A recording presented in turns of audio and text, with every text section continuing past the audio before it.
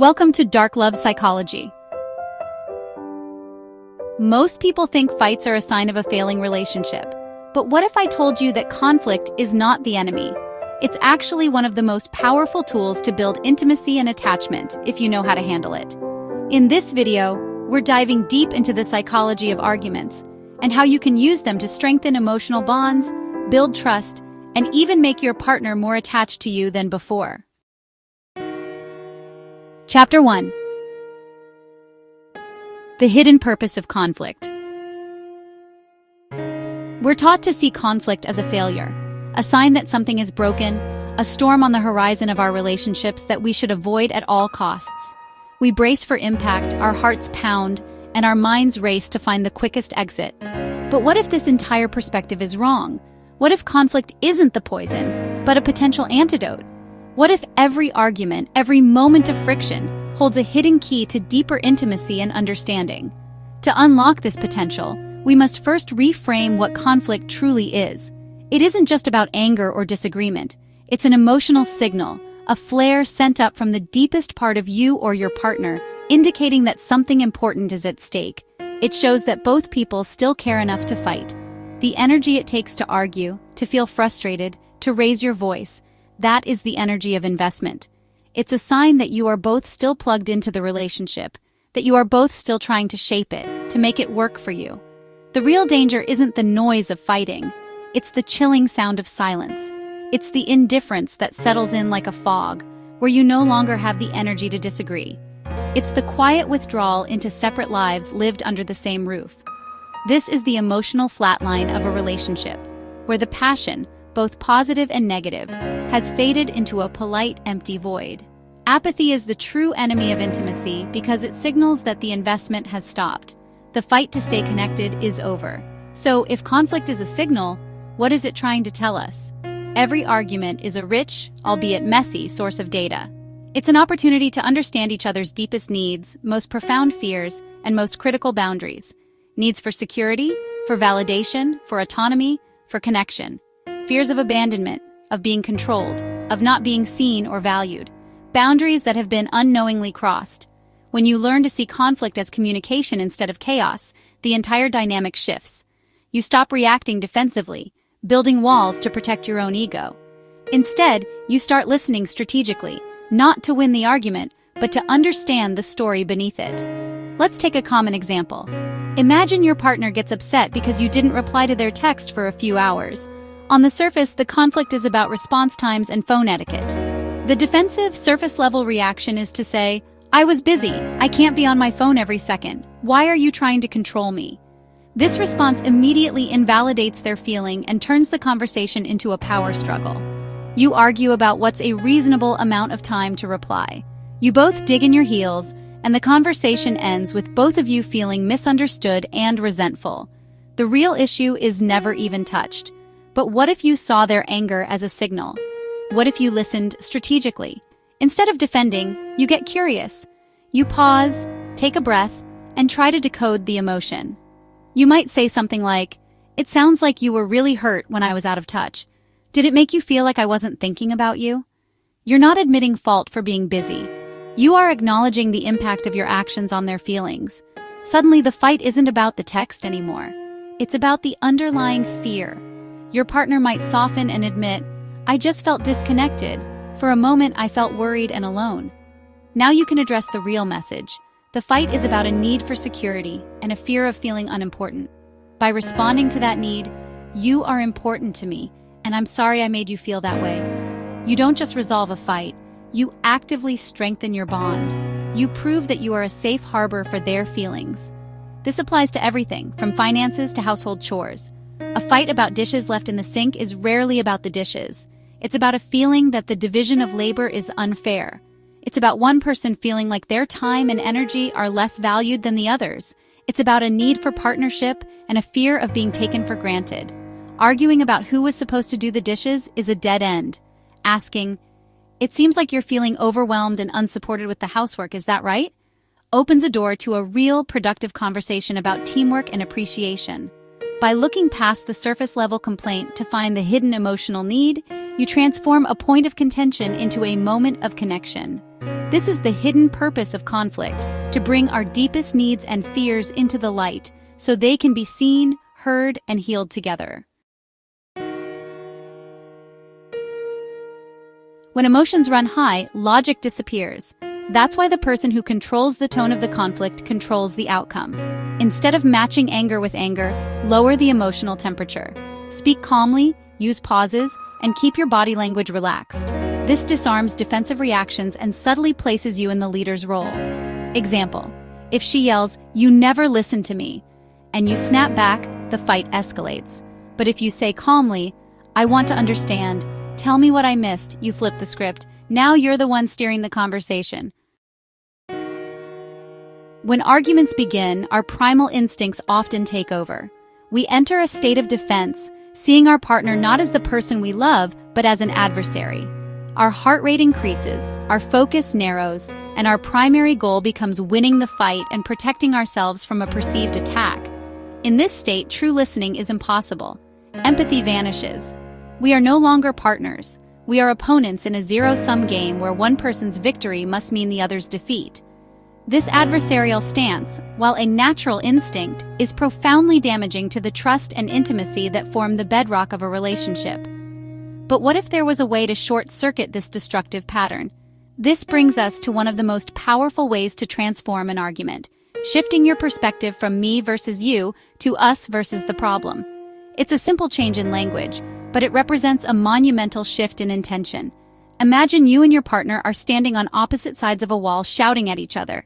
Now, imagine you both walk around to the same side of the wall, standing shoulder to shoulder, and look at the wall together. The wall is the problem. You are the team. This simple act of repositioning, both physically and mentally, changes everything. The goal is no longer to tear down your partner's argument, but to work together to dismantle the problem. This immediately lowers defenses. It sends a powerful message. I am on your side. We are in this together. Your well-being is as important to me as my own, and I trust that we can find a solution that honors both of our needs. This is the essence of building a secure attachment. It's the deep-seated knowledge that even when things are hard, your partner remains your ally. This foundation of trust is what allows a relationship to not just survive conflict, but to actually be strengthened by it.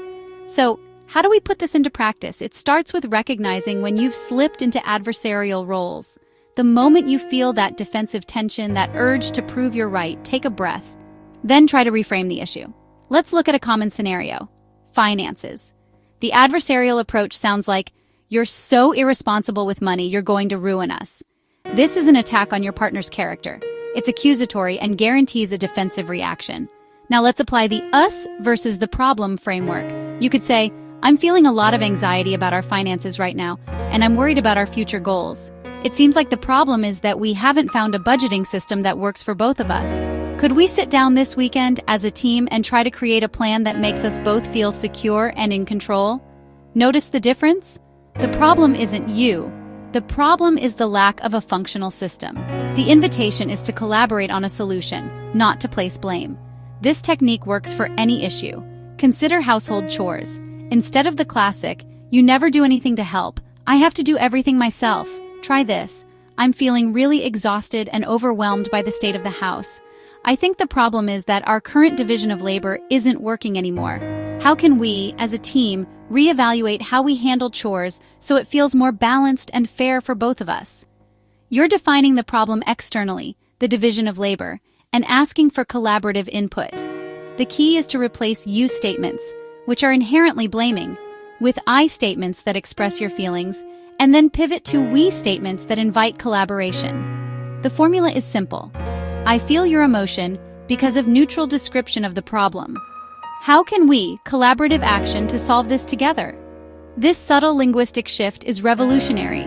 It transforms a potential battleground into a workshop for building a better relationship.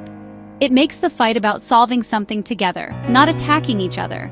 You are no longer two individuals fighting for survival. You are a single, united team, stronger together than you could ever be apart. Sometimes the most powerful move is not to respond right away. Strategic silence lets emotions cool and creates psychological space. That space often pulls the other person toward you. It also prevents regret, because most damage in fights comes from impulsive words, not the argument itself. Example: if a conversation is spiraling, say, "I don't want to say something we'll regret, let's take 10 minutes and talk again." This not only diffuses tension, but shows emotional maturity, which increases respect. This is where the real magic happens. After a fight, the reconciliation phase is the most emotionally powerful moment in a relationship. This is when vulnerability, forgiveness, and closeness peak. Lean into this phase. Express understanding, show softness, and use physical closeness if appropriate. This builds a deeper attachment loop: fight, repair, stronger connection. Example: after an argument about trust, instead of just saying sorry, say, "I understand now why you felt hurt. I'll make an effort to be more transparent because this relationship matters to me." Here's a subtle truth. Attachment deepens through cycles: closeness, conflict, reconciliation, repeat. Each time you navigate this cycle successfully, the emotional bond gets stronger. Humans are wired to bond more deeply with those they struggle and recover with, not those they never fight with. The key is to manage these cycles consciously, not chaotically. Example: think of couples who say, "We fight all the time, but it always brings us closer." That's not dysfunction. That's dependency through resolution. We've reached the end of our journey, but in many ways, this is just the beginning. The beginning of a new way of seeing conflict, not as a destructive storm that threatens to tear you apart, but as a powerful force that can, with the right approach, forge a bond stronger than you ever imagined. For too long, we've been taught to fear fights, to see them as a sign of failure. But the truth is, conflict is inevitable. It's a natural byproduct of two unique individuals sharing a life. The real failure isn't fighting. It's fighting without purpose, without the tools to turn discord into deeper connection. So let's revisit the foundational principles we've discussed. It all starts with you. Before you can manage the conflict, you must manage yourself. Remember the importance of controlling the emotional tone. This isn't about suppressing your feelings. It's about regulating their expression. When you feel that familiar surge of anger or defensiveness, that's your cue to engage your conscious mind. Recognize the signs of emotional flooding: a racing heart, a tightening in your chest, the urge to yell. This is your nervous system screaming danger. Your job is to calmly tell it, "We are safe." A simple phrase like, "I'm feeling overwhelmed right now, I need a moment," is not a sign of weakness. It is a profound act of strength and respect for both yourself and your partner. It creates the space needed for reason to return. Once you've created that space, you can deploy the single most powerful reframe in any relationship, making it us versus the problem. This is a fundamental shift in perspective. You are not opponents in a boxing ring trying to score points or land a knockout blow. You are partners standing side by side, facing a common challenge. Imagine the problem, be it finances, chores, or a misunderstanding, as a complex puzzle sitting on a table in front of you. Your goal is not to prove who is right, but to work together to find the solution that fits. Instead of, "You never help with the dishes," try, "The kitchen gets so chaotic, and it's stressing me out. Can we brainstorm a way to tackle it together?" The blame vanishes, replaced by an invitation to collaborate. This simple change in language transforms your partner from an adversary into an ally. And what is the key that unlocks this collaborative state? The strategic use of the pause. In the heat of an argument, silence can feel terrifying, but it is in that silence that the magic happens. A pause is a pattern interrupt. It breaks the escalating cycle of action and reaction. When your partner says something that triggers you, your instinct is to fire back immediately. By consciously choosing to wait, even for just 5 seconds, you allow your rational brain to catch up with your emotional brain. You give yourself the chance to choose a response instead of succumbing to a reaction. Practice this. The next time you feel the urge to retort, take a slow, deep breath. Feel your feet on the ground. This tiny moment of mindfulness is a circuit breaker, preventing the argument from spiraling out of control and giving you the clarity to steer it back toward connection. This brings us to the most crucial and often most difficult step: leaning into reconciliation. A fight doesn't truly end until repair has been made, and a genuine repair is more than just a grudging "I'm sorry." It's a multi-layered process of reconnection. It begins with validation. You must show your partner that you understand their perspective, even if you don't agree with it. Phrases like, "I can see why you felt hurt when I said that," or "it makes sense that you were frustrated," are incredibly powerful. They tell your partner your feelings are valid. Next comes taking responsibility for your part, no matter how small. And finally, there is the act of reconnecting, a sincere apology, a hug, holding hands. This physical and emotional reunion signals that the threat has passed and safety has been restored. Most importantly, you must repeat this cycle with intention. This is not a one-time fix. It is a practice, a relationship discipline. The first few times you try this, it will feel awkward, even artificial. You will make mistakes. You might forget to pause or struggle to find the right words for a repair. That's okay. The goal is not perfection, it's persistence. Each time you successfully navigate a conflict, moving from trigger to pause to collaboration to repair, you are carving a new neural pathway in your brain and in your relationship. You are building a muscle. With every repetition, it gets easier, more natural. You are creating a shared history of resilience, proving to each other time and time again that your connection is stronger than any single disagreement. If you master this art of fighting, you won't just stop arguments from destroying your connection. You'll actively use them to build an unshakable attachment. This is the heart of a secure bond. It's the deep, implicit knowledge that you can weather any storm together. It's knowing that you can bring your full, authentic, sometimes messy self to the relationship, and you will still be met with love and a willingness to work through it. This creates a foundation of profound psychological safety, freeing you both to be more vulnerable, more open, and more deeply in love. Your fights become, paradoxically, a testament to your strength, a recurring ritual that, instead of breaking you, binds you ever closer. This path requires courage and commitment, but the reward is a love that is not just passionate but resilient, a love that can truly last a lifetime. If you found this video helpful in illuminating that path, please give it a thumbs up and share it with someone who might be on a similar journey. And for more insights into the psychology of building deep, meaningful connections, don't forget to subscribe to Dark Love Psychology.